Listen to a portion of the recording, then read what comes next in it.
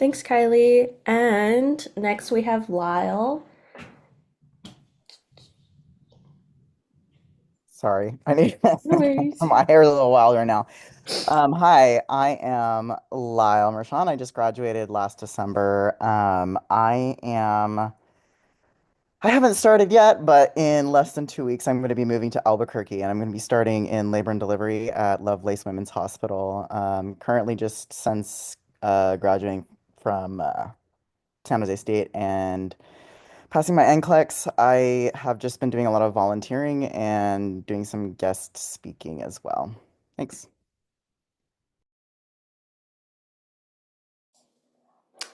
Next we have Ben. Hi everybody. My name is Tan. I graduated from San Jose State last May. I'm in the same cohort as Aaron and Marissa. I currently work at Stanford Healthcare. I'm at the main hospital. I work on K6. I work in like colorectal and urology surgery.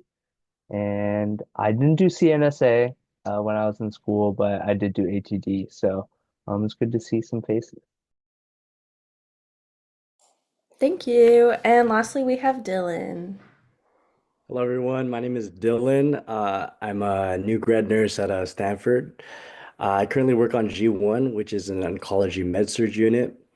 And I graduated SJSU in December with Kylie and Lyle. So shout out to fall 2024. And I was part of CNSA. I was the vice president of ATD, and I'm part of Sigma Theta Tau.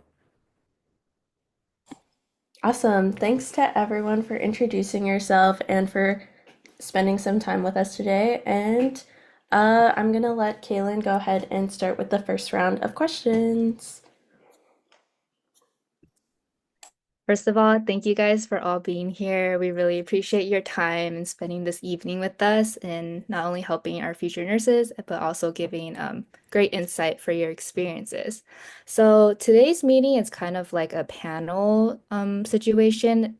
So it will be kind of interactive. Our panelists will be speaking amongst each other and they'll be answering similar questions. And then if you guys have any questions, we'll save that for after the meeting and we'll address all of that. So the first question is, what is a day like for a nurse on your unit? And we'll start with Erin.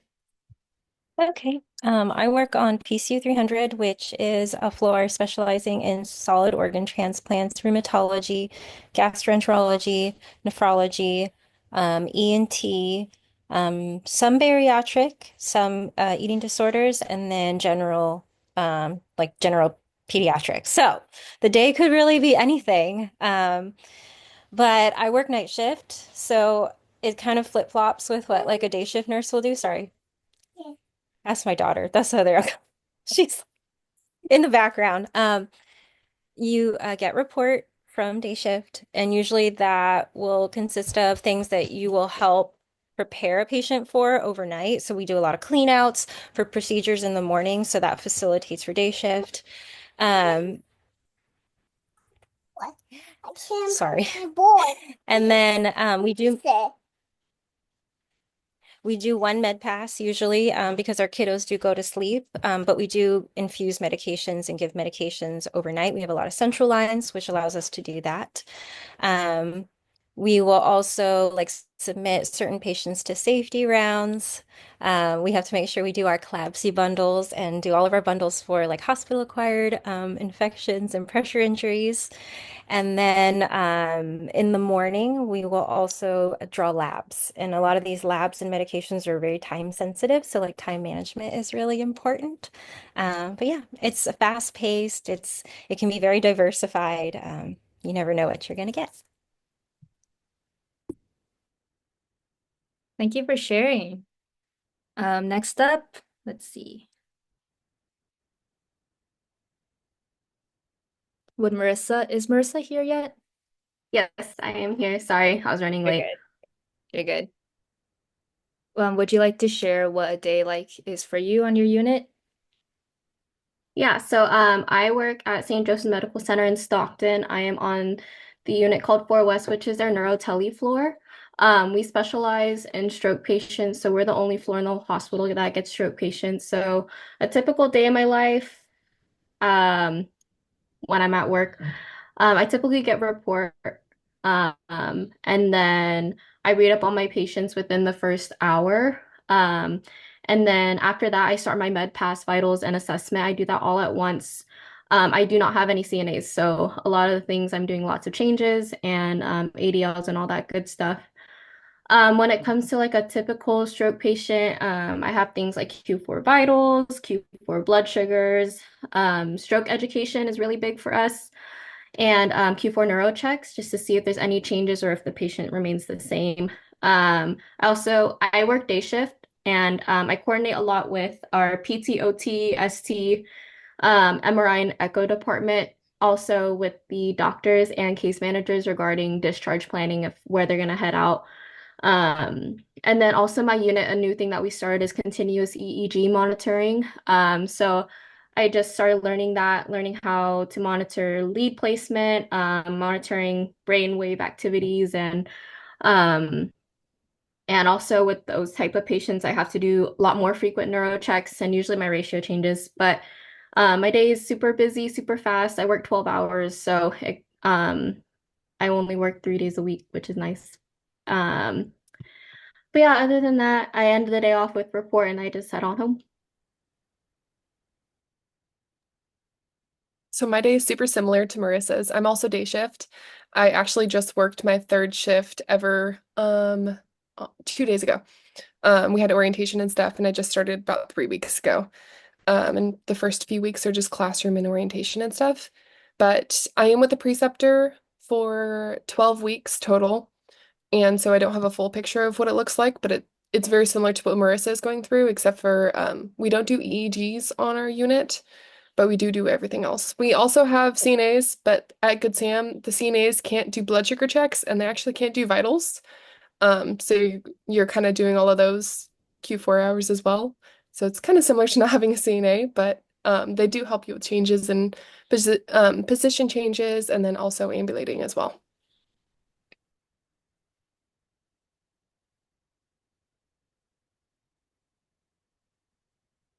Thank you. Um, Next up, Lai, would you like to share? So, like I said in my intro, I am starting in like 10 days. So I have not started yet, but everything L&D. Very nice. So a typical I guess day for like a nurse on my unit. So some of the surgeries we deal a lot with like kind of everything below like the small intestine and into like the rectum, and we also do like urological surgery. So if you guys like learn about like CBI, that's something that you'll commonly encounter on our floor. So Stanford's like we're a little bit cush. We have like really nice staffing. We're really lucky, and it allows us to have like a better patient ratio. We're usually 1 to 4, 1 to 3. And there's actually no PCU or like ICU step down at Stanford. All of the units are like step down or PCU capable, so it's really cool. So you end up getting like different acuities throughout your shifts. So I work night shifts, so you usually start the ball rolling with like your vitals. And on my floor, a lot of people are NPO, and we end up using TPN and like lipids a lot. So that's like a very night shift thing. You usually start it, and it'll run for like 24 hours, or sometimes you have like cyclic TPN. So we'll do our rate changes and then get stuff ready for day shift. Otherwise, I'd say from 7 to 12, you're kind of like running, you're getting all your meds in, and then everybody past 12 always tries to let their patients sleep. We can bend the Q4 vitals rule a little, you know. Um, but yeah, after that, like a lot of the other night shift nurses here, the next thing to do is just draw labs in the morning, and then yeah, that's usually the most busy that you'll get. Um, past 12, and then yeah, just making sure that you have all the supplies ready for day shift. And we're doing a JCO at overhaul, and like just getting ready for a survey at our hospital, so it gets a little hectic with having to label everything and take everything out the room and make everything clean.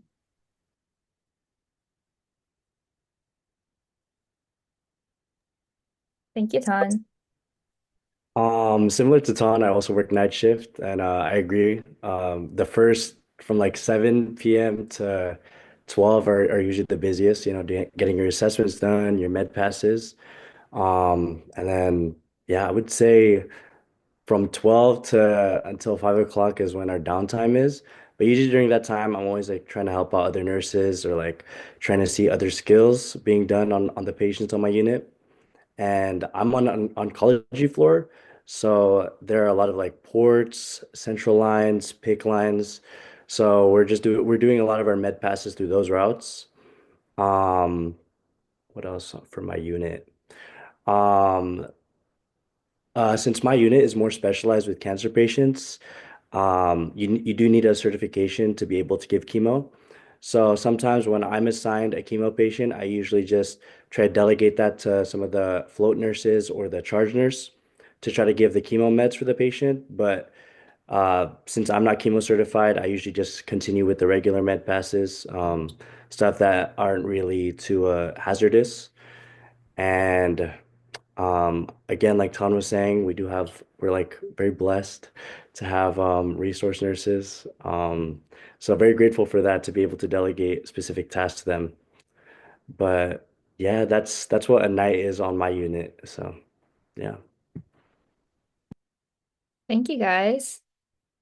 So the next question is, how did you get this new grad position? How and where did you apply? What was the application process like? And I think we can combine the other bullet point of how can you improve your chances when applying. So we'll start with Erin. I am in the new grad nurse residency at Lucille Packard. I started in September, so I'll graduate this coming September. Um, I applied on their website. Um, they post all of their application cycles on their website. I think it's two cycle. I know it's 2 cycles a year.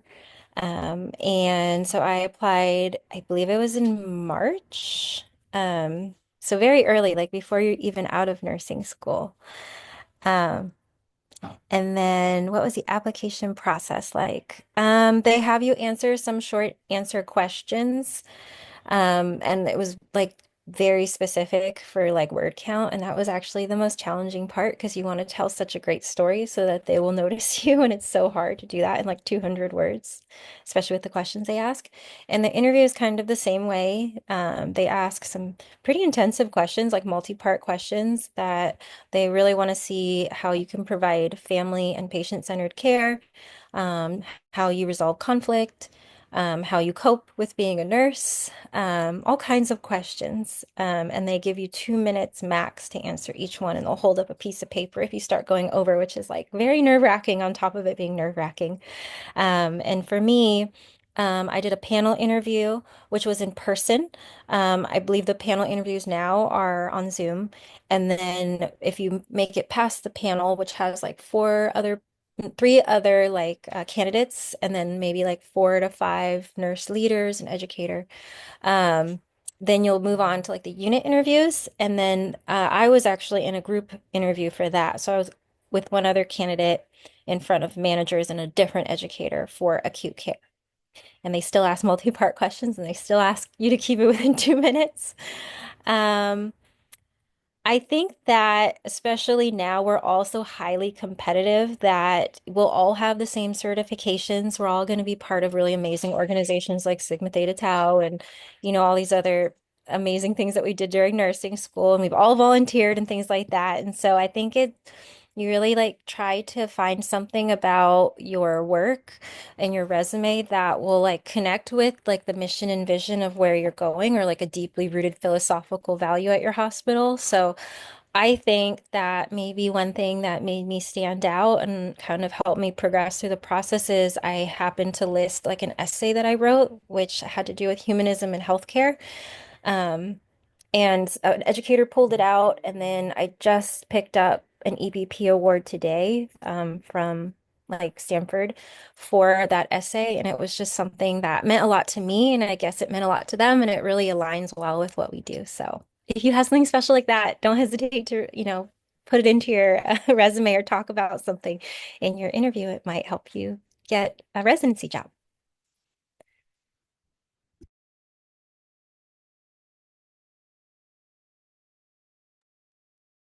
So for me, same process. I went onto the company's website and found the application. I signed up for a daily email subscription for any new position, any RN positions that were open at the hospital that I'm at.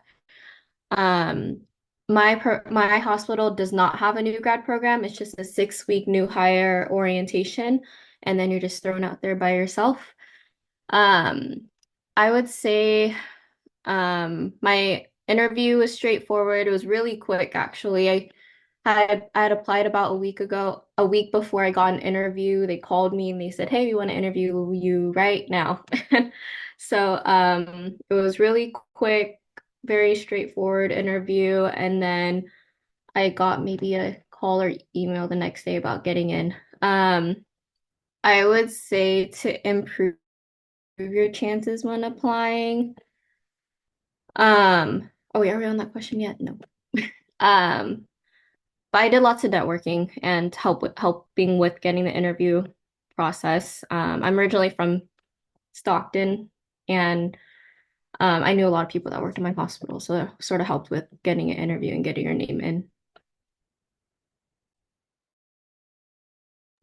You could answer that question if you like. It's kind of just combining everything if you want. Sorry. I'll just add on that I'll add on to the networking thing, especially when you're precepting or anytime you're at clinical, really get to know the nurses and the staff there. Make your face really well known, and especially with like preceptorship, if you really like the unit that you're on and you really want to be there, build a great rapport and relationship with your nurse. So they have a really strong recommendation for you if they are your referral. And then also I would recommend if you can get to know the leadership and people on your unit that you're at.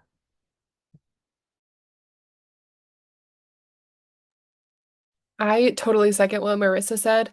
My preceptor from my fifth semester actually pretty much got me this job. She actually used to work on the unit that I'm on right now and put in a good word to the manager. I mean, I didn't know her outside of preceptorship. I just happened to have her and she happened to work in the hospital before and they really liked and respected her. And so she wrote me a really lovely recommendation letter and sent a text to the old manager and put in a good word for me. And I really think that helped my chances. So how did you get this new career position? So Good Sam is super funny. They posted their position for about 2 days and they didn't really announce it. And some people said they were only open for a few hours. I don't know about that. I saw it for just random, happened to see it. It was actually for a night shift med surg position, but then they called me about an interview and they listed who was going to be on the interview panel. And LinkedIn is fantastic. And I looked up the manager and I found out that they're on the telemetry unit, which is where I wanted to be. And so I was able to kind of cater my cover letter towards that, which really helped because if you went in thinking it was med surg, you're obviously not going to cater towards that. So definitely utilize LinkedIn and update your LinkedIn profile because I guarantee your manager's going to look at it and investigate it. I applied on the hospital website, but there is a LinkedIn notification thing. So if you want to be notified whenever positions open, that's the best way to do it. So I actually just looked and I applied March 11th for my position and I started April 21st. So there's definitely not as much of a lull period in between application period and actually starting as much as Stanford is and El Camino and stuff like that. So if you're interested in working in Good Sam, definitely keep an eye out for that and set up those alerts. Um, the application process was super easy. I didn't have an essay. I just had an interview where they asked me some interesting questions. They asked me what kind of patients I had during preceptorship, which I was kind of thrown off by. I don't know why, but it wasn't something that I was used to, I guess, or had prepared myself for. They also asked me, so if my charge nurse, I'm all settled in with my patients, my charting's all done, I'm all ready to go. I'm kind of chilling for the day, and then my charge nurse comes in and tells me that I'm getting a new admission and I need to give up one of my patients. What do I do? And so I confirmed with her that it was within my acuity level. And then she said yes. So then you kind of take it in stride. And I learned that a lot from my preceptor. My preceptor was fantastic. I would not have aced the interview if it weren't for her because she really taught me what good nursing looks like and how to take things in stride, how to be flexible, how to advocate for your patients. And I think that that really built my confidence in my interview questions. So even if you didn't have the greatest preceptor, just kind of go back to what you know and what you were taught from nursing school. Sorry, that's a long answer to that. What can a student do to improve their chances? Just kind of be yourself. You know what a good nurse looks like. Um, kind of reflect that and don't just say in the interview, actually mean it, if that makes sense. Yeah, okay, that's about it. Thanks, Kylie. Those were really good answers. I was listening along with you. Um, so I got a job in Albuquerque, but it's been a long process. I applied at Stanford too. I got an interview last cohort, but didn't make it in. Um, so I have a friend that lives out in Albuquerque, and I saw like Kylie was talking about on LinkedIn, I had seen that there was an open position for postpartum care. And I mean, that's kind of like alongside of what I want to do. My ultimate goal is to be a midwife. So I was like, okay, I'll apply. Um, but when I was talking to the recruiter, I had kind of thrown out there like, hey, this is my passion. This is what I really want to do. And kind of like everyone's saying, don't be afraid to be yourself. Like I just kind of threw it out there. I said, hey, do you have any L&D positions, or would you be able to get me an interview with someone on L&D? Um, so yeah, I ended up talking to the recruiter for quite a while. I just, was myself, and she ended up texting me later, hey, there is a position and she wants to talk to you. I think it was like 2 days, kind of like Marissa, where it's just like immediately. So I talked to her and we ended up having an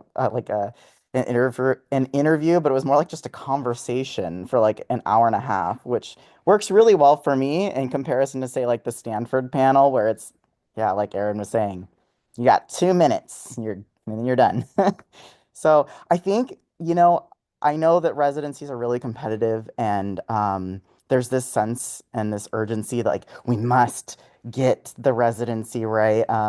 But be open and be flexible, which I know all of us have had to be flexible in nursing school. So just continue that flexibility and be willing to maybe make a move, have a little adventure for 12 months, and then come back and get settled in the Bay once you've got a little bit of experience. Just be open, talk to everybody, you know? Thanks. Yeah, sorry, real quick to add on to what Lyle said. Also, part of my interview was, what do you like to do for fun? So I told her what I like to do for fun. And then I asked her, what about her? Like, make it a conversation. Don't just answer your questions, act like a person, you know? So she liked to cook. So I asked her what she likes to cook.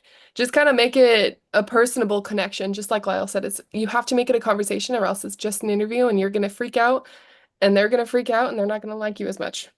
Yeah, absolutely. I completely agree with that. When they always ask that question, do you have any questions for us at the end, one of my questions to them was, why did you go? Because it was like the nurse manager said, why did you go into L&D? What was your reason? What was your why? And people love talking about themselves. So there you go. I have nothing but agreements to the past sentiments that I just heard. I can't stress enough coming off as personable during your interview. I think once you graduate and then you get some interviews under your belt, I think you start to realize how much of um, marketing yourself as a person, as complete whole individual, is important. And it's not so much about, like what's on your resume or what preceptorship you had or what skills you really have under your belt. Are you able to learn? Are you able to adapt to an environment? Those are qualities that um, I've seen my peers have, and it's landed them like really amazing opportunities. Uh, I also agree with Lyle on the aspect of being very flexible.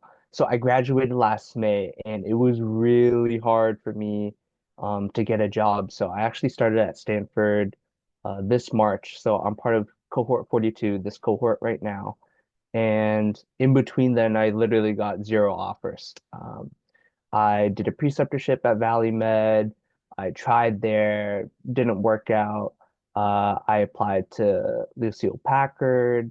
I thought I wanted to do NICU, um, but that didn't work out. And then, yeah, it was just, I think it was really tough coming out of, a very big, like 2.5 year commitment and being trained to do something that uh, you're expecting to do for the rest of your life, and then having that be kind of put on pause. So, for those who are about to graduate or graduating soon, don't worry, the opportunity will come. Just make sure that you're staying ready. Uh, it's really tough mentally, and I think it kind of drags on you as a person. It makes you think about, are you enough as a student? Are you enough as an individual? And it's important to, realize that you just graduated from one of the toughest and most prestigious nursing schools in the entire Bay Area, and as a result, also the country. So, yeah, like take a little pep in your step. So I applied. This was my first time applying to Stanford. I missed it the first time because it was during my preceptorship for the fall cohort. I was just too tired to do all the essays. And I'm not gonna lie, I thought I was not gonna get in. So I wrote what I thought were like really crappy, really long essays. But they were pretty genuine from what I wrote, and I guess they liked whatever I threw to the wall and it stuck, and I ended up getting an interview offer. The interview process was pretty daunting. So Stanford, they like to do 2 rounds. They like to do an initial panel with other candidates, and then if you make it through to the second round, you'll get a unit interview. It'll be like a one on like 3 to 4 with the unit management. And so those two interviews are really intimidating.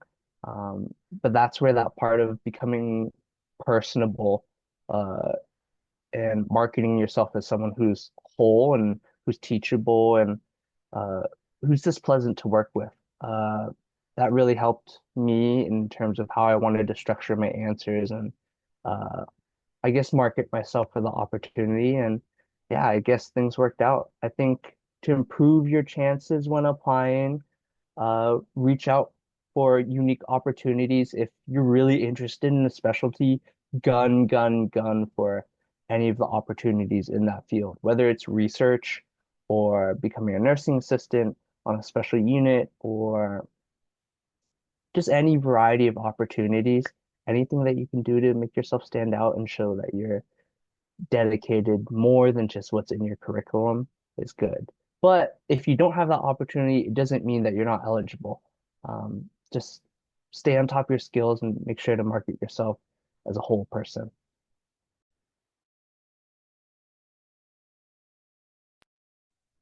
Definitely agree with what Ton was saying.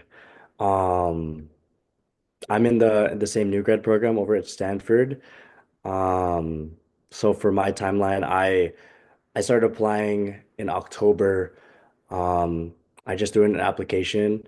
I didn't think I was gonna get in because obviously everyone's like, like, oh, Stanford's so hard to get into. But my preceptor was really encouraging me to just apply just 'cause. So I was like, okay, I'll throw in an application. The application was just a couple short essay responses, a resume, cover letter, and 3 references. So it's a pretty hefty amount of things you have to do for the application. But after that, they sent me an interview invite around I would say like early January. So during that time, I was also studying for NCLEX. So that was also a task I had to kind of juggle. I was like, okay, I gotta prep for this interview, but I also gotta study for this NCLEX. Um, and that was quite a journey. It's quite stressful too, because at the time I was working and I was like, okay, how am I gonna juggle all this? So I really tried to get my reps in for interview prep. Um, I would like practice like 2 hours a day because I was like, this is the big thing, you know. I was like, I really gotta show myself. Um, but yeah, a lot of the questions during the interview are very behavioral style. I would say for that first panel interview, it's very, I guess, it's more formal in a way that you kind of have to keep your responses a little bit shorter to the 2 minutes that, yeah, everyone has been saying. Um, and you're with like the three other candidates that are trying to go for those units as well.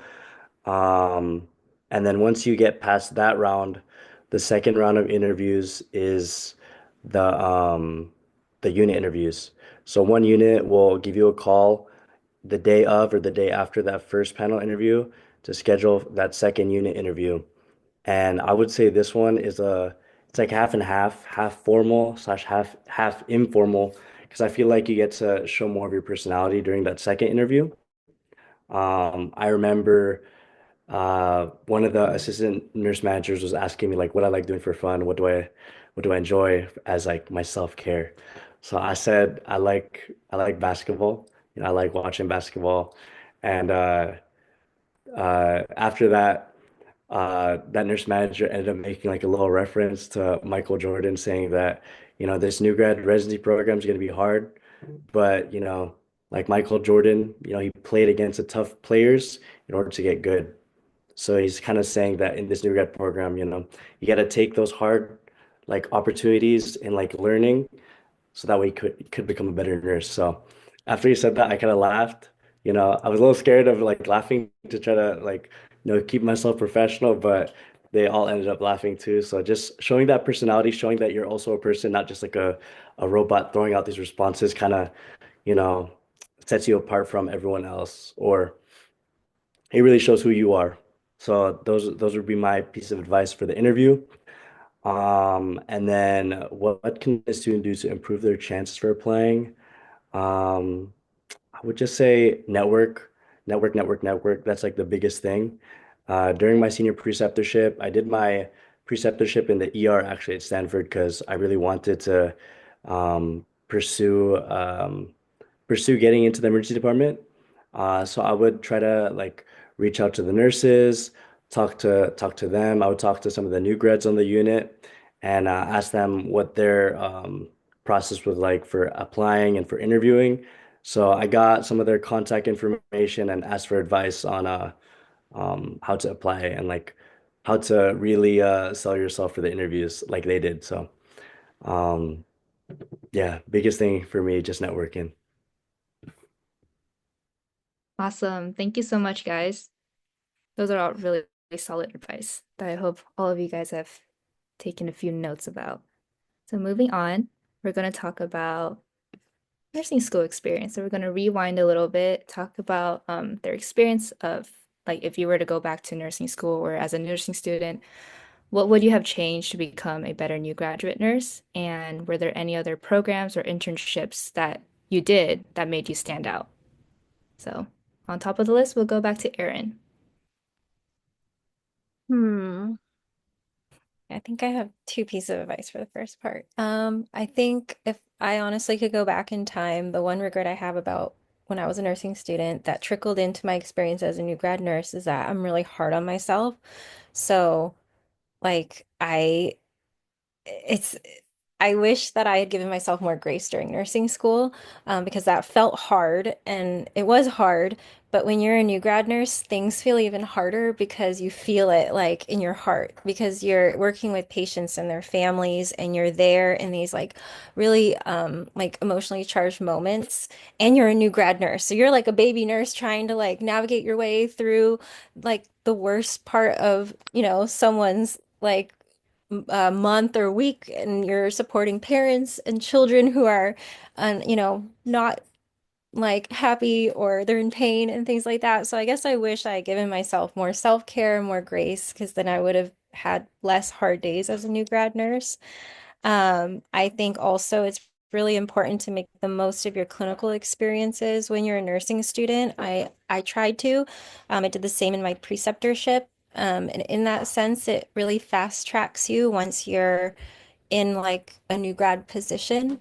so that you can provide that care that really is very healing. I've just gotten to the point of being able to get past like the tasky new grad, like I have to get all my meds in, I have to do all these like skills correctly to really be present for families and children, especially on night shift. It can be very challenging. You'll get the worst of everyone on night shift because everybody's tired, and honestly, sometimes that's when children tend to kind of fall off.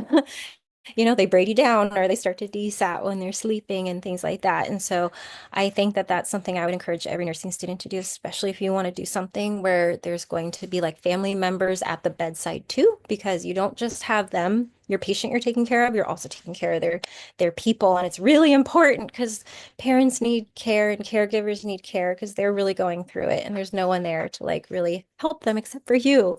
Um, and were there any internships? Um, I'm not sure if anything really made me stand out. I do believe for the Stanford like adult application, you get points for having like an externship or internship, and that might have helped me because I was able to interview there too. I did the student nurse externship at Good Sam. Actually, I was on 5 ONC and I floated around quite a bit and I went to CV East one day of my life and I thought I was gonna die. And I was like, well, I always thought I would be an adult med surg nurse, but it's not for me. So I for sure knew I was headed to pediatrics. So that experience was very critical for me to figure out what I wanted to do. And I guess maybe it got me some points along the way. I think you should highlight work experience that's special to where you want to go. I highlighted work experience working with children, and I know other people who got into like my new grad cohort also highlighted their work with children and families. So yeah, that's all I got, guys. Um, I would say as a student, clinical is your best place to really put things together and really learn a lot. Um, because what I like to tell myself when I was in clinical is I want to learn as much as I can so I know what I'm going to be getting into as a new grad on my own. Um, ask lots of questions, jump into new things, even though it's intimidating. If it's too intimidating, maybe you can watch and see how things are going. And be hands-on. As a student, you do have a lot of time to talk with your patients, and it's a really good opportunity to really understand people, and you get to learn where they're coming from. And when I'm when I'm at work, I'm like, sometimes I'm so stressed. I'm like, just take your med, like, just do everything, like, do my tasks I need to do. But you have to understand that they're in a really stressful and anxious place, and they're not really in control. And so that's super stressful for them. And I think as a student, you can really build strong skills on that empathy that you can build. But yeah, clinical is really great. You can build your critical thinking as well. Because once you're on your own as a new grad, it's a very steep and intimidating learning curve. And sometimes you get really bad days where you're just like, I don't even know if I could do this. But you went through all this schooling and you have everything right there in your hands. You just got to click it all together and you can do that in clinical. I think that's the best. Um, Programs, internships, and work experience. I was vice president for CNSA when I was in school. I think leadership opportunities are really great because you build skills like delegation, teamwork, communication. Um, those are skills that you're going to use as an independent nurse that it's going to help with practicing as a student, and you can just build it up from there. I worked as a HSA at VMC. Just to get that hospital experience under my belt. You learn how to talk with the nurses, you understand the flow of a hospital, and you understand how to build better patient care. I didn't do any internships or anything like that, but if you want to go into like a specialty like peds or NICU, things like internships that are fit just for those specialties are really great because those specialties will look for will have preferences for experiences with like kids and babies or um, like the OB population. So,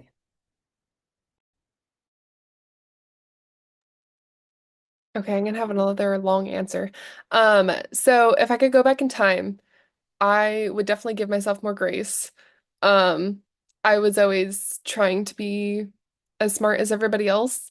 And in the end, it kind of helped, but it kind of ruined my life a little bit. I didn't really learn how to take care of myself during nursing school. I actually got more migraines during nursing school than when I'm actually working.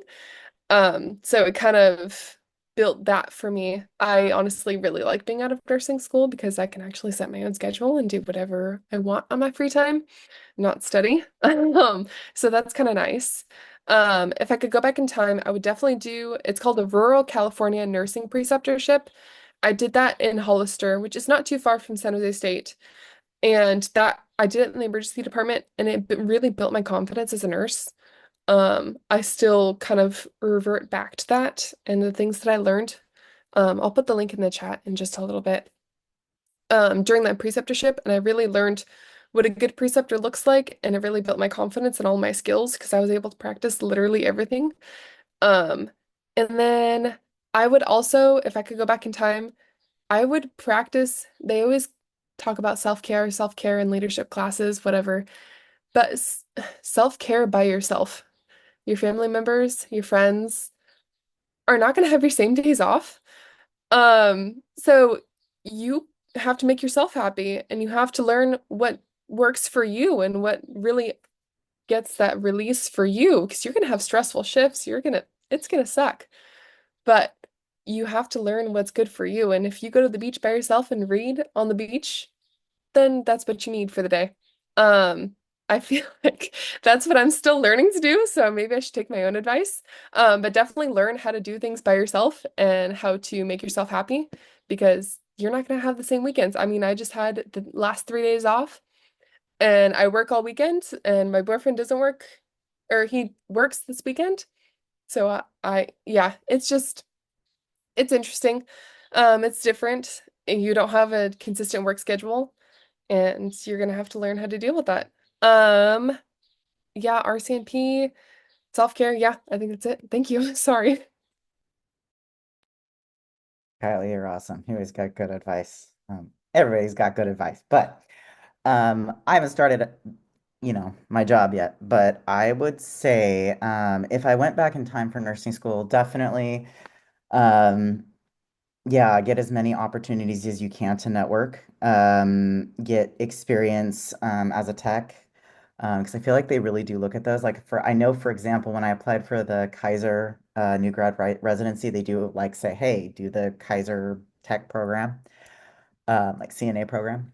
Um, but I really agree with the sentiment of learning how to take care of yourself. And for me, it's finding your people that are going to be supportive no matter what you're going through. Um, I had some health issues after second semester, and it really brought out, and I had to be put on special progression, right? So, um, knowing like figuring out who can be your support team. Like I think I've heard something like a quote where it's, the five people that are around you closest to you are going to have the most impact on you, right? So keeping people that are going to really uplift you despite everything. Super, super important because it's so easy. Like I feel like so I'm gonna be starting on nights too. And so like I've been grilling Erin and asking her what's going on with that. And because it's like a complete switch and trying to figure out like coping and everything um is really important. I'm trying to think what else I would suggest. I think for me, when it comes to programs or experiences, the things that really helped me, I've had like a laser focus on both the queer population as well as L&D, so birthing people and mothers. And it's been like it's caused me to do all these things like research and find different opportunities. I know there's like a perinatal equity conference that I've been to twice. I joined at San Jose State. I joined Peers in Pride, which is a mentor-mentee situation. And in fact, one of my mentees ended up being, sorry, I should add that it's a mentor-mentee program specifically for incoming LGBTQ students at San Jose State. And so my mentee is actually pre-nursing. And so being able to help them kind of get their mind around what's going to be required of them during their prereqs and everything. That was a really helpful thing for me because I was able to highlight that when I spoke with people and said, "Hey, this has been why I do everything for nursing school. This is what I want to do." Going to that perinatal equity initiative conference twice in a row, just doing like extra CEs and stuff like that, and extra self-education, on the things like really narrow it down, figure out what you really want to be into, and that I feel like makes you stand out. Um, Everybody's just giving too much good advice. I don't know what to say. Uh, I I'll just answer the questions in order, but if I were to go back in time, I don't really think there's anything that can prepare you for like becoming a nurse. Like respectfully, this job is like crazy.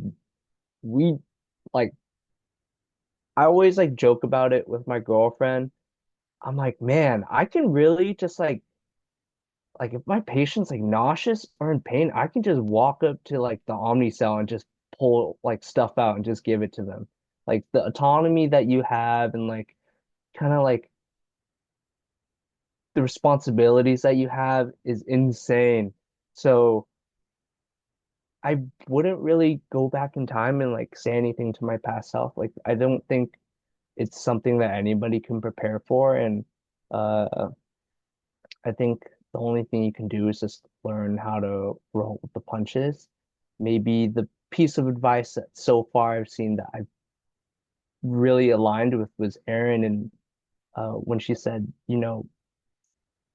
kind of learning to be more kind with yourself really goes a long way with helping your patients. I think as a new grad, especially now our patients are getting sicker. I think over the time that we've seen in nursing school, like it's kind of sad. Like the further you go and like the more you learn about like pathophysio, you start to realize like, oh man, our population's getting pretty sick.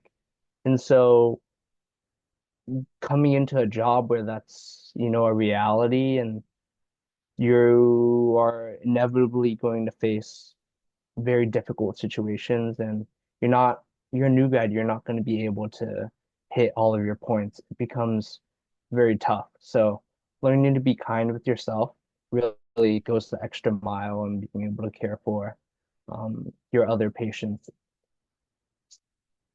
In terms of question number two, are there any programs, internships, or work experience that make you stand out? Nah, I was like cookie cutter, like just normal nursing student. I did all my leadership stuff prior to nursing. Nursing school kind of took over my life when it started. So I didn't really branch into leadership. I'd say maybe one thing was like I was also an HSA at Valley Med. Uh, Crazy hospital. Let's just preface that. Crazy hospital. All the hospitals in San Jose, we have an insanely sick and difficult patient population. But the flip side is that you get really good with learning how to work with people. I think it didn't give me like an explicit upper hand when it came to my application or to my like qualifications for the job, but it really helped with like adapting to the everyday role of like being a nurse, learning all like the ins and outs of how to deal with difficult patients, how to convince someone to take a med, how to convince someone to stay in bed. You kind of learn all those little quirks working as a nursing assistant or as a tech. So I'd really encourage you, if you have the time, the resources, the energy to go for it. But I've seen people get into the new grad programs with like no prior healthcare experience other than nursing. So don't worry. But if you can, it's a good experience.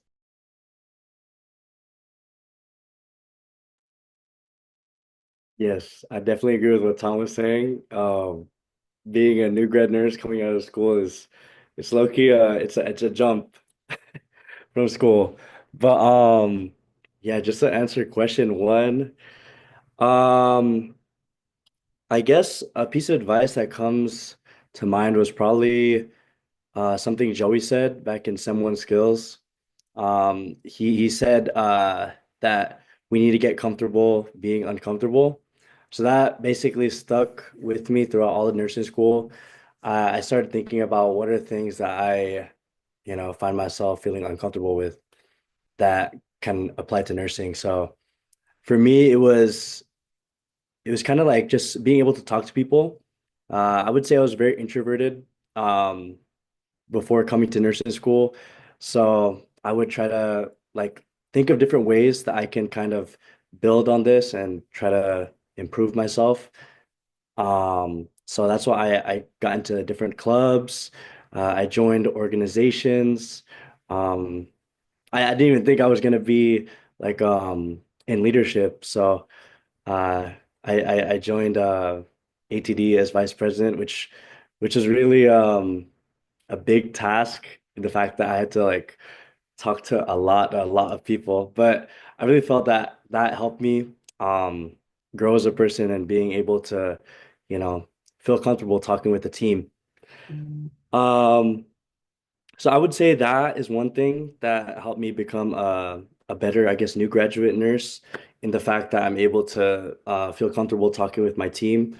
When I got into the unit, I was already introducing myself to everyone, letting them know I'm the new grad on the unit, so that way they're not too hard on me. And every time I'm giving a report to the oncoming nurses, I'm always saying I'm a new grad nurse, so just bear with me now. Um, but yeah, I would say, you know, learn what your biggest weakness is and think of ways that can help strengthen that. That would be my biggest advice for that. And then for the second question, programs, internships. I didn't do any nursing internships during nursing school, but I did work as a patient care tech over at Kaiser. Um, so I would say that helped me build my patient rapport, being able to talk with the patients and being put in like situations that I had to really kind of de-escalate. And I feel like those experiences you can use during your interviews if like something never came up during your clinical practice. Um, and just going back to leadership, I feel like leadership opportunities also give you a lot of experience that you can also use for your interviews during the new grad process. Awesome. Thanks, everyone. So that was everything about nursing school and experience. So we're going to move on to a couple questions about the NCLEX. So first, we're going to talk a little bit about how you guys prepared for the exam, how long it took to study, any good resources that you may have. I know that that was a big question going on in the chat, and any tips for future new grads taking the NCLEX. So let's head back to Erin, and we can get started with the NCLEX questions. Okay. I used Archer. I honestly think like no matter what program you decide to go with, like they kind of all have the same similar pool of questions because I started looking at other questions. I'm like, I swear I paid for these questions through Archer and now I'm seeing it through other things. I do know people that bought like both, like World and Archer. I think they're all kind of the same, so whatever you pick is going to be good enough. I also utilize the Kaplan, because it's part of what we pay for, and I found that to be helpful in its own way. If only because I went to the in-person like boot camp and they really prepared me well for what to expect when you actually get to the test location. Like I was not ready to like have it feel the way it felt. Felt like going through the airport. It's like you got to take everything off. You got to put your cell phone in a bag, and then they have to watch you seal the bag, and then you put it in a locker, and you can't go back to it. It's like a whole thing. And I think that my anxiety would have just taken over if I walked into that situation and didn't even prepare or know, or the whiteboard situation, like all the little things, like take care of the basic things. So that was super helpful. But of course, then we actually went to the NCLEX and I was with Marissa, and then the NCLEX broke that day, which was like a whole different thing. Because, like, imagine you're like ready to take your test and then it doesn't happen. And then all of a sudden you have to figure out how you're going to take this test. And it's like really stressful. But that's a whole nother story for another time. I studied for 6 weeks. I followed their calendar. I know it was rough. Um, I followed their calendar and I felt like that was adequate. I think honestly I overstudied. I think I was ready like a week or so before I actually took the NCLEX. So if you feel like that, trust that and see if you can move your test date up because I think I stressed myself for longer than I needed to. Um, I used a lot of YouTube resources and they really, really helped. I watched Sarah RN. She's great. Like she really breaks things down in a way that I could understand and then apply to the NCLEX. And it just was a good refresher because all of a sudden you're trying to remember everything from nursing school. And I realized that looking at all my lecture slides and my notes, that was not helpful. But her videos were very helpful to me. And then I looked at some of the other like NCLEX coach videos and listened to the Mark K lectures, and I felt like that was also helpful because there is sort of like a way to study to the test in a way. Um, and at the same time, like the advice I give about the NCLEX is like you can study and study and study. And my experience was is like it was nothing like I thought it would be. And at the same time, it was the worst thing and it was fine. Like it's fine. It feels like the worst and you hate yourself for 2 days because you're like waiting for your test results. But it's gonna be fine. Um, any tips? That would be my tip. I got that from someone who graduated before me, and she said that you're gonna take the test and you're gonna feel like you did awful and you're gonna sit for 2 days and it's gonna feel like the worst 2 days. And I was like, that's not gonna happen. I'm gonna be so relaxed in those 2 days because I took the test and I'm done. And I struggled so hard during those 2 days until I saw my test results come out. So if you find yourself in that hard moment, please give yourself some grace and you're gonna be okay. Um, and yeah, that's all I got for the NCLEX because I think I'm still recovering because that was a lot.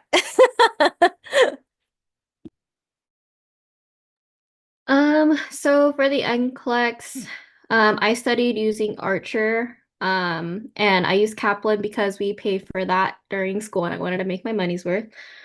I use Kaplan mostly for their videos, for like the content, reviewing everything. I just played it at like 2 times speed and just sort of listened to it, like in the morning just to sort of skim over things.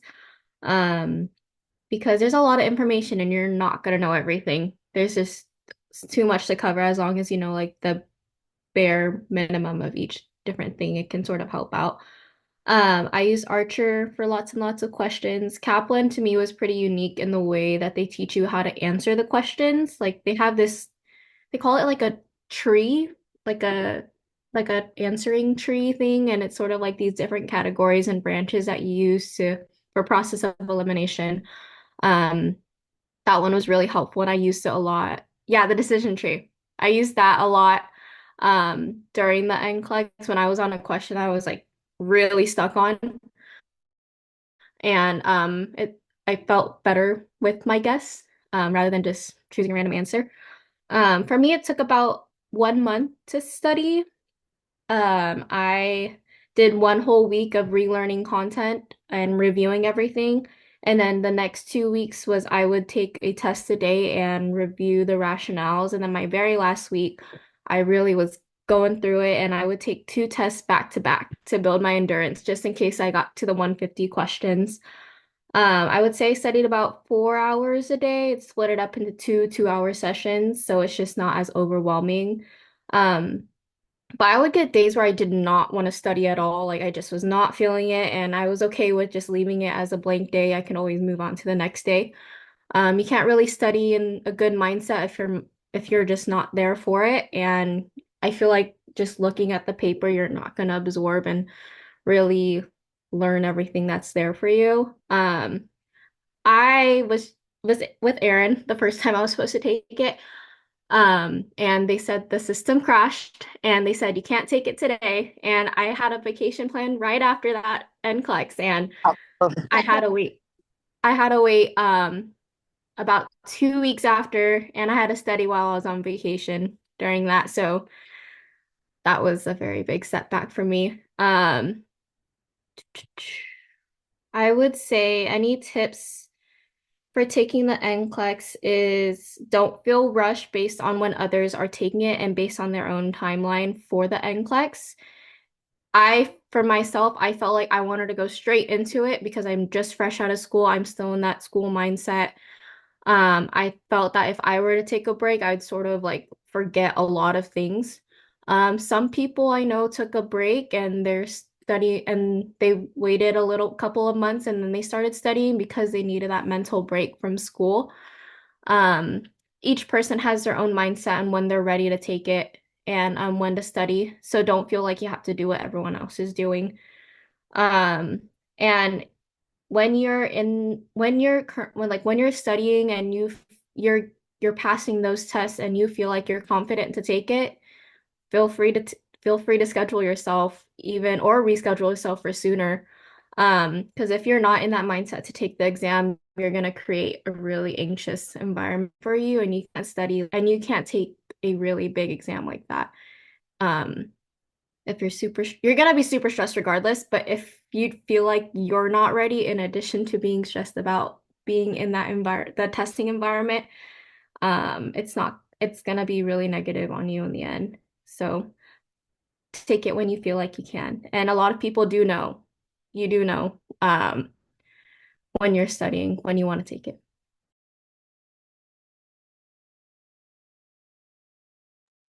I totally agree with both of them. Um, so I graduated in December and I took my NCLEX, I want to say January 20th or something like that. So I studied for about 3 weeks. I started the day after graduation because I am a procrastinator and I know if took a week off, I wouldn't want to get back to it. So I started the day after graduation, which I don't regret. Um, so I prepared for the exam by using Archer and I also used a lot of Mark K. I found Mark K very, very useful because not only did he have knowledge, but he also had test taking strategies that really helped me that I definitely used during the exam. I'm an auditory listener or auditory learner. Um, and so I feel like his lectures really, really helped me and helped break it down and helped with that. I'll put the link in the chat for his workbook. So I filled it in as I went, and then I found his lectures on Spotify, which I'll also put in the chat. And that's how I listened and did it. I didn't do 2 lectures a day because they're like an hour tops. So I did like 1 lecture a day and then like 100 questions. And then 1 lecture a day and then 100 questions. Or 50 if I wasn't feeling it that day. Um, let's see. Any tips? So one thing that I discovered for the NCLEX, I left my cell phone in the car because I don't like my cell phone in a baggie that's locked that I have to wait for them to unlock. Kind of weird about that. Not so sure about that. So I left my cell phone in the car. Worked out great. Didn't have to deal with that. Didn't have to wait for them to unlock it at the end. I also learned that you can't wear a puffer vest in the testing center. So, or a puffer jacket. I know most of you are probably taking it in summertime, so you don't have to worry about that. But if are a puffer person, make sure you leave that in the car because they're not going to like that very much and they're not going to let you wear it there. So if you get cold, definitely make sure to wear something else. I thought that was kind of interesting that they wouldn't let you do that, but they kind of check your glasses, they check your ears, they check everything and make sure that you're not cheating. So I thought that was kind of a trip. They literally put they put my glasses on a Lazy Susan and like spun it around. I was like, oh my God, what are you looking for? I don't even know. Um, so it kind of throws you off in the beginning. They also give you headphones to put on your head to like make sure it's really, really quiet, and they also give you earplugs. I didn't use any of that because I thought that would be distracting. It was super duper quiet in there, which was nice. It's kind of like taking an exam in the DMV kind of, except you're not standing. Because you have like those dividers in between your computers and stuff like that. I feel like that's the best way I can describe it. Once you get there, you'll understand exactly what I'm talking about. Also show up early, definitely.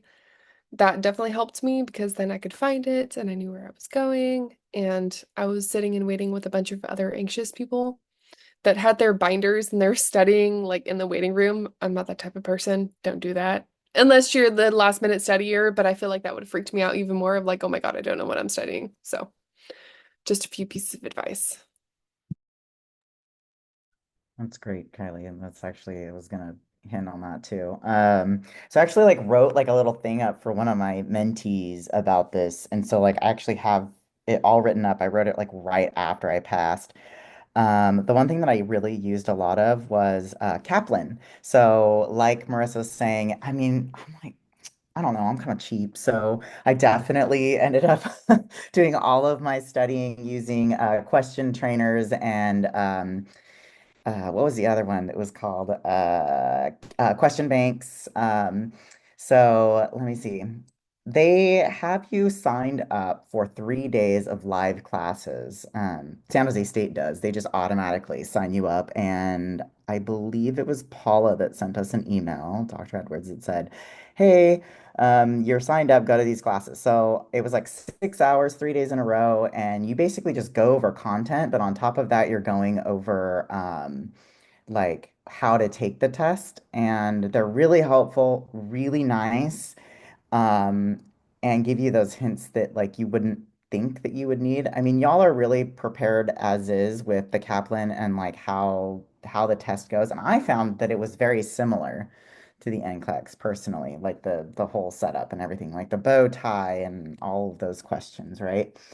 So I did the live classes, and the teacher that was teaching them gave us this paper that was called like a performance tracker tool. And so I decided, okay, I'm going to use that. And I started studying really when those live classes were. So that was like 2 weeks after I graduated or something like that. And then I just really, yeah, I was lazy, I guess. I don't know. But I didn't do like, 2 hours or anything like that every single day because it was just so overwhelming. But I did about 100 question bank questions. I took three of the question trainer tests. I did one practice test where they like they ramp it up and they do more questions or whatever, kind of like the NCLEX does. Um, and then I did a cat test, which is where it's exactly like the NCLEX, where they will shut off at a certain time. One of my peers had already taken the test, passed it, and let me use her Archer login. So I ended up doing a cat test with that. And the cool thing with Archer is that it'll actually shut off at a certain period, and then it will tell you like your probability. And that was really helpful. And so like throughout all this, I'm putting all of my like percentages or whatnot on my tracker. Um, and then I definitely listened to the Mark Klimek lectures on Spotify at 1.5 times speed and did that while I was in the gym. It's just you're listening to it and you're kind of like, you know, in the zone. Um, Lecture 12 was the most important one because that's the one that's talking about all of like the reasoning and why you choose the answer for specific questions. Um, I would say avoid beautiful nursing. There's like a thing that talks about NCLEX prep because she actually has some inaccuracies in that, and I was like, oh yeah, that's probably not good. But that's like content review. I did a lot of Simply Nursing. And then let's see. Yeah, so and I studied very casually for about a month. Yep. So yeah, heavy on YouTube. I like that idea as well, just for content stuff. Biggest piece of advice is to slow down and read each question very carefully. You know how they like to add in like what is not the answer? Like they flip it around. Really think what are they asking for? Um, let's see. And then you want to make sure that like, yeah, the wording can mess you up, right? And also, like Kylie said, get to your testing site early to find parking and feel relaxed because um, I really postponed it because I was like, oh, I want to study as much as possible. But you know what? Honestly, like I probably should have just taken it earlier instead of being all stressed out. But I ended up having to take the test. The only open date was like 4 days before the cutoff for Stanford, and I was still hoping that I'd get it, right? Um, and I had to do the test up in San Francisco, and that was a long drive.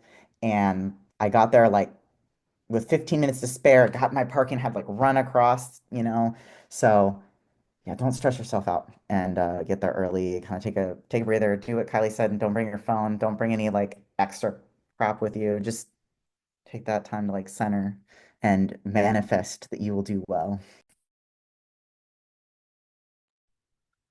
Um, Again, nothing but affirmations from my peers.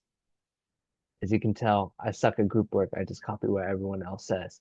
Uh, for me, how I prepared for the exam, I like to think I'm a average to an above average test taker. Uh, I really like to cram when studying. Doesn't really work well. Like it sucks, but like the term of like pump and dump is real for my brain when it comes to test taking. But with preparing for the exam, I used Archer. I found that it was like the most easy to use. I had used like a friend's like UWorld account and like looked at some of their questions, and I felt that for me there was like a little bit too much fluff. So I really use Archer, and I also use the Mark K lectures. The Mark K lectures, you can find the website somewhere. They come tandemed with kind of like two study guides. It's called a blue book and a yellow book. And what I did that was really helpful was that I took like whatever like the one it follows along with his lectures in accordance, and it's literally just like a fill in the blank. So it's very interactive. There's not like too much brain power that you have to put into like recording the notes. But I would go along and fill it out. And then for certain like I guess sections that I would study for that I had a lot of difficulty with, I would just make sure to add like more notes and some of like his little verbiage and tips. So I specifically remember like hypothyroidism, all those complications and like thyroid storm. I had no idea how to like memorize it, but going through it with the yellow book and like writing down little marks of like what worked for me and like expanding upon more than just like that little fill in the blank was really helpful. But yeah, Mark K and Archer combined, I think was really good. I would say I studied for a total active time of around 3 weeks, passive time and active time combined, no more than a month. I'm like really lazy with test prep. Honestly, I think God was kind of on my side on the day of the NCLEX. Uh, but really, really make sure that you're calm and mentally ready to take the exam. I've seen it myself, and I've also seen a lot of peers. The anxiety can really get to you. I think people don't realize that um, like test taking anxiety has like a really heavy effect on the way you're able to think, and especially on this exam where there's a lot of little nooks and crannies and tricks. It's really important that uh, your mind is on your A game. It's hard for everyone as well, but trying to make a little bit of an effort to, eat healthy, make sure that you have enough energy to sustain yourself through what can be a very long exam for some people. Uh, just taking those steps to make sure that everything else in your life that is somewhat controllable, you're trying to modify so that you have to worry about the smallest amount of things. If you're like interested in like cognitive load theory, it's kind of the same idea. Make everything else simple and stable so that you can put all of your thought and effort into just taking the exam. Um, Other than that, that's really it. Also, one thing, I have to leave. I unfortunately have something come up. It was a great pleasure to talk with you all and share some pearls of wisdom. Not that I have any, but yeah, it was really nice to meet you all. I will put my Instagram and my email in the chat if you're interested in reaching out. If you have any questions about Stanford or about new grad life, just let me know. I'll try and plug you up at Stanford. Just reach out. Thanks, Thank guys. you. Thank you so much. Thank you, Ton. I'll miss you. I'll see you at work, bro. So, so for NCLEX, I just like everyone, most people were saying, I used Archer, the Mark K lectures. I just mainly used the Mark K Spotify lectures, and I would just type out what he was saying. Um, I would play them twice, one with me typing the notes, and the second time I would play it while I'm driving or like if I'm at the gym. Um, and then I also use Kaplan. I only use probably like two of the exams that they have on there, just so that way I could see if my scores are kind of lining up with the scores I'm getting on Archer. And for questions that I got wrong, I would review those. I would write them down in a notebook, and I would just try to find different YouTube videos to kind of better understand those concepts. And in terms of the length of time of studying, I would say I started probably at like the beginning of January, because I was planning to take my NCLEX beginning of February. I wanted to give myself 1 month. So I would say I was like passively studying because I was also working at the time. So I would probably study maybe 1 to 3 hours before a shift, and then just listen to some videos after a shift if I was still awake. But it wasn't until I got the offer at Stanford where I was like, okay, I gotta lock in. So I basically booked a little like vacation time for like I think a week and a half. So that way I could really like study because um, if I didn't get this license, then I can't get the job. So I was really scared at the time. I would study about 8 hours, like on and off with breaks, just taking practice exams and then just reviewing videos on the concepts I was weak on. And one of my biggest tips I would say throughout this whole process is to really practice that self-care. I feel like during that grind mode, you're probably going to be really stressed out, really tired, but you shouldn't neglect that. You should like, go on that walk, read that book, watch that show. I would say that really helps a lot in the studying process. And one thing I did was I took the whole day off the day before the exam just to chill. I went to the beach, I got a massage just to get my mind off the NCLEX because I was like, all right, I know what I know, so we'll just lock in for tomorrow. So I would say, yeah, maybe take the day off if you feel like you're already burnt out from studying before the exam. Awesome. Okay, so that was the NCLEX question. So lastly, before we go to our open floor, we're going to, well, we already talked a little bit about resume and what can make you stand out some more. So if anyone had anything else to include about like your interview experience or what helped you prepare for an interview, you can go ahead and add that in right now before we let anybody else ask any extra questions. Um, I think that the only thing I would want to add for advice is to consider researching the hospital or the organization or the company that you want to join and really look at their culture um, and their values and their mission statements, and then tailor your resume or cover letter if that's what they're asking you to write to that particular organization. It makes it more holistic when you show up for the interview and they ask you, like, why do you want to work here? Or it even helps you prepare for the interview questions you might get. And then, most importantly, though, you figure out kind of where your natural fit is because you work so hard during nursing school. You deserve to have a job that you're passionate about and to be in an environment that really serves you personally, because nursing takes so much out of you that at the very least, like a lot of times it's the people that you're with and the place you're at that really kind of like carries you through like a 12-hour shift. Um, so yes, definitely take some time to research the place that you're interviewing, and then tweaking everything a little bit. You can have your resume and have your cover letter, just try to tweak it a little bit to make it particular to where you're applying.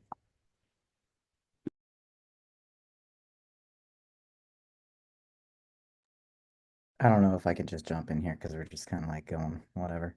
Um, Big thing, kind of what Aaron was saying. You deserve to have a job that fits you, and if there's something particular that something you're particularly passionate about when it comes to um, the place that you're going to work, ask those questions. And they might be hard questions.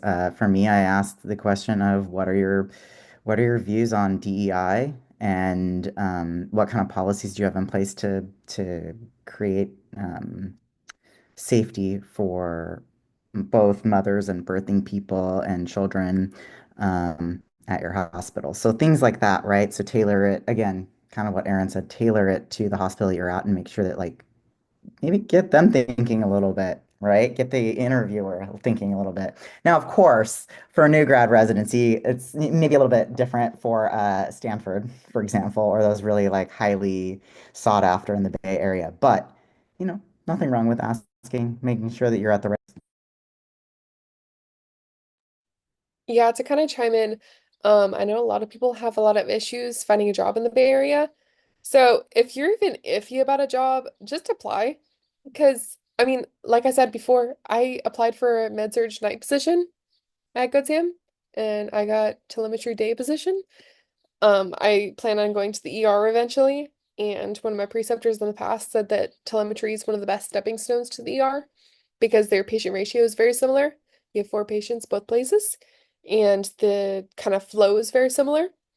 Um, you're one step in the ladder. If you don't get a job in the Bay Area, you're gonna have to go somewhere else to find a job or wait for the next round of applications. It's really hard to find a job right now. I think VMC is on a hiring freeze. And also the VA is too. So you've kind of dwindled your opportunities to three hospitals, the El Camino, Stanford, and Good Sam. So if you see an opportunity, just apply. If anything, it's interview experience. Take it as what it is, for sure.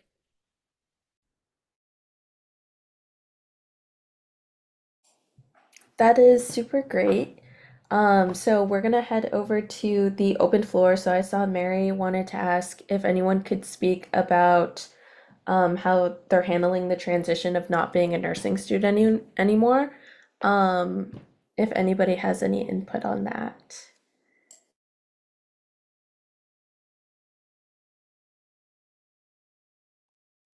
I just started, but the craziest thing for me was at orientation and picking up my badge and having the little RN badge underneath it. It was so crazy. I mean, we look up to these nurses throughout our nursing school, and then now we're one of those nurses that we're looked up to. It's crazy. It's a whole different experience. Like I think it was Ton was saying, like, you just go to the Omnicell and you pick up some nausea medication and that's like normal. You just your fingerprint works and your username works and you don't have a preceptor standing right over you and there's a lot more independence. It's crazy. Yeah, I would Oh, sorry. say Go ahead, Marissa. Go ahead.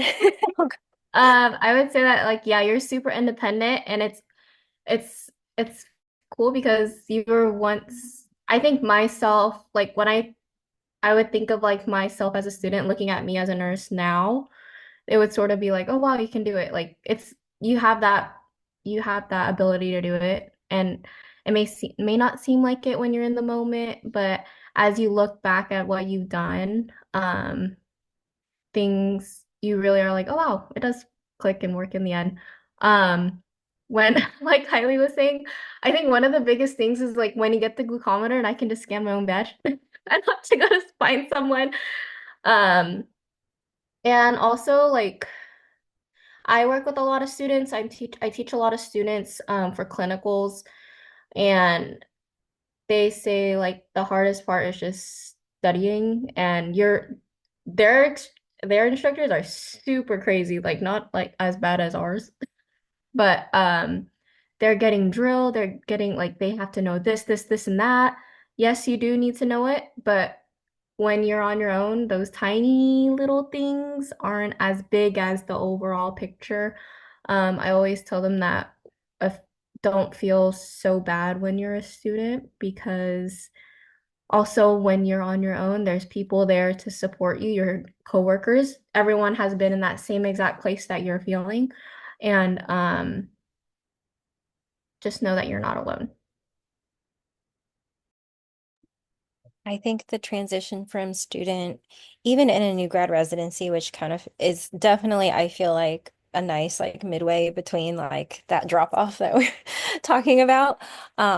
But even like the second year off orientation, like I remember it's just like a whole different world where it's like all of a sudden it's you and your patients and you have the providers like asking you like, well, what do you think we should do?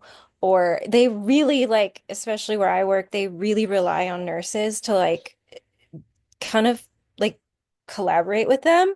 And I'm like, I don't know. I've been a nurse for like a week by myself. I don't know these things. And at the same time, like you got to know these things. They're asking you like, is your patient okay? Like they trust your assessments, they trust your recommendations. I've never had a provider question a recommendation that I've made, and that's amazing. And I'm so grateful to have had the education that I had and the experiences that I had because it did prepare me, but it's terrifying. And like part of the self-care is like when you go home, it's crazy the amount of second guessing that you will do. Like I was like, I'm never gonna cry. I didn't cry during nursing school. I won't cry as a new grad. And I cried in my car going home so many times for good reasons and for those reasons where you're like self-doubt, you're doubting yourself of like, did I do the right thing for this child? Is this kid gonna be okay? Like there's so many times where I would go to work and be like, I hope this kid's not in the PICU right now because I'll feel so responsible. And that's just like a really honest like feeling that I've had because especially during respiratory season, you have to monitor these kids like that are on the cusp of like okay, and you have no nursing judgment yet, really, as a new grad. Like you get that with experience, and it's amazing how much growth that like in reality you have. Like I'm at the 6 month mark and I'm like, wow, I know so much more than I did when I first came off orientation. And yet I don't know anything. And I'm still like, haven't really honed like that nursing judgment that like my coworkers have because they've been nurses for anywhere from like 3 years to like 15 years. Um, and it's really scary and it's really hard. And it's children, for me, it's children and families who rely on you, and sometimes families that don't agree with you. That was one of my hardest nights is I had a family member who was not agreeing with what I was trying to do. And I had to like escalate and I had to like try and bring in other people, and she still wasn't happy. And at a certain point, it's like, honestly, someone pulled me aside and was like, it's your license, what are you gonna do? And I did what I felt was best for the child. And that was hard because like I feel like as a parent myself, like I try to value what parents have to say and family members have to say, like they know their child best. That was hard. And I know we'll all have like our different hards, but I wanted to share that with you because if you get to that point and you feel that way and your like heart is breaking or you're really doubting yourself, I do believe it's part of the process and there's really valuable learning that you could take from it. Um, yeah, that's thanks. Crying is so normal. It's so healthy and it will happen.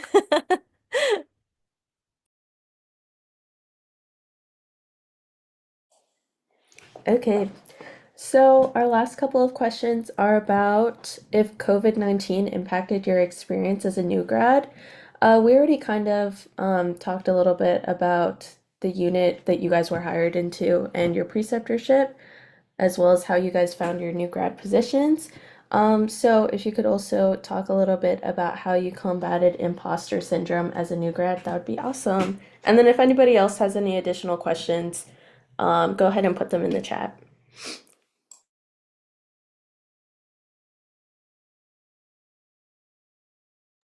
Um, for imposter syndrome, I feel like you're gonna come into work and you're gonna have a patient with all these different complications and all these different things that you've never even heard of. And you're sort of, for me, when I get to things, say like a rapid response, I've called so many of them, and you see your patient deteriorating, and then you're just sort of like stuck because it's all on you. That's when I felt like I was like, I don't know if I'm doing this right. I don't know what to do, but you have your basics. And like I said, if you have a really strong support system from your coworkers in your unit, they're gonna really help build you up. And I think that for me, that's what makes or breaks it for me. Um, I have a really strong team that's super supportive and they're really good at helping me grow. And when you have those bad days, they do know when you're having those bad days and they try to help you out. But yeah, that's all I can think about for that.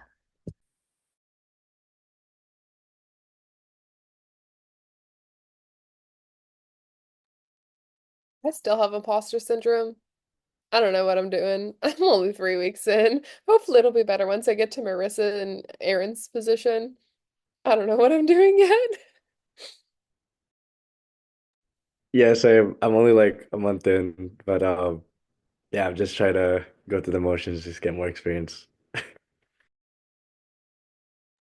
I think you're all doing amazing and you're right where you need to be. And what I learned is that we're very task oriented in the very beginning, and that's true. And then once we get through that and we figure out like it's so funny, like who are you gonna see first? What are you gonna do next? Like what's your priority? And then time management and what can you delegate, you know?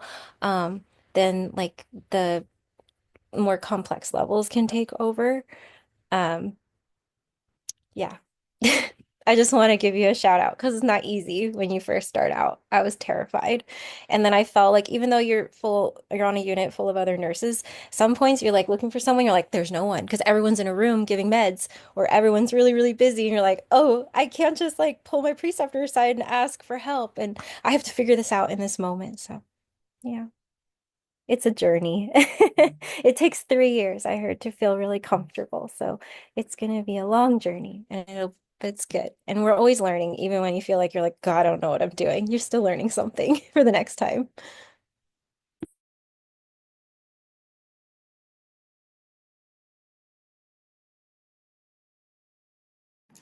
All right.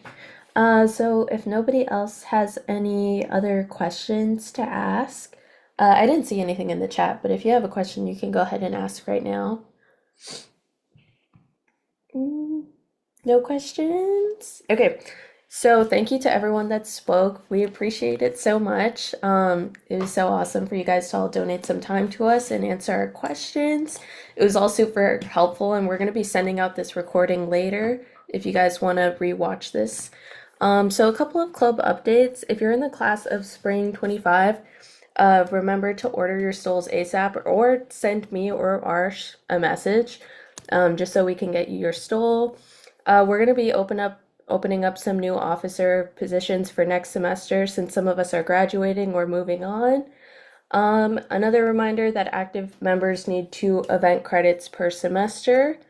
And also a big shout out to everybody who participated in the VMC Peds drives. I got to drop everything off to our contact over there, and I got to help like deliver all of the toys to the kids, and it was just super awesome. So thank you to everyone who was involved in that.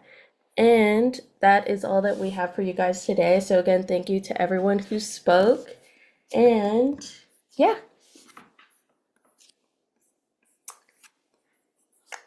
thank you. So if you guys want to, oh, I saw a question. Where can we apply for the officer roles? I'm going to be sending out a Google form shortly, and it's also going to have all the officer role positions, everything that's available. It was all on the previous slide as well, but I'll go ahead and send that out on Discord, and we'll send out an email. Thank you, Erin, for sending that as well in the chat. But that is all that I have for you guys tonight. So I hope everyone has a good night. Thank you.